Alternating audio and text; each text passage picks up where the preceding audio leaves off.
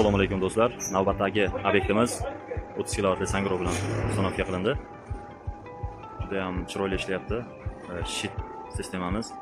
Predominantly UZI DC avtomat va AC avtomatlar hammasi ustanovka qilib berildi.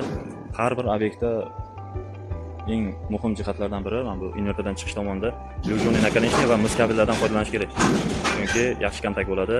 Alyumin bilan aksiniya berib, mana bu yong'in, ko'pchilik yong'inlar mana shu yerdan kelib chiqyapti va tarmoqdagi напряжение sabab yoki mana bu DC dagi panellarni noto'g'ri tanlash, o'sha noto'g'ri gruppa qilishdan kelib chiqiladi. Bizda esa 30 kilovat har biri mana 10 kilovatdan gruppa qilingan, birga 6 lik hangtong bilan va bitta MPPT ni bitta stringiga ulaganmiz. Bizda to'ldirib, boshini to'ldirib, keyin oxirini ochiq qoldirmaymiz. Sababi bitta MPPT ga yuklama tushib qoladi.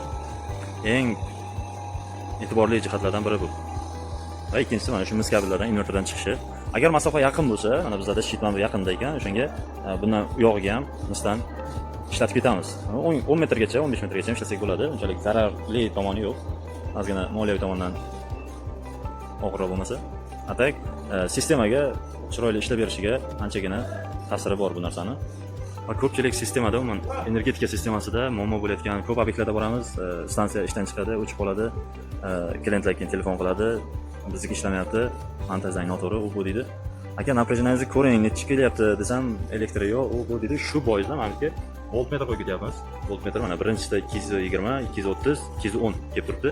3 ta liniya 3 xil. Sababi 3 ta liniyada mahallalarni taqsimlashda har xil xatolar yo'l qo'yilgan. Shu sababdan har bir fazada напряжение har xil. Yuklamani teng taqsimlamagan o'shaning hisobiga.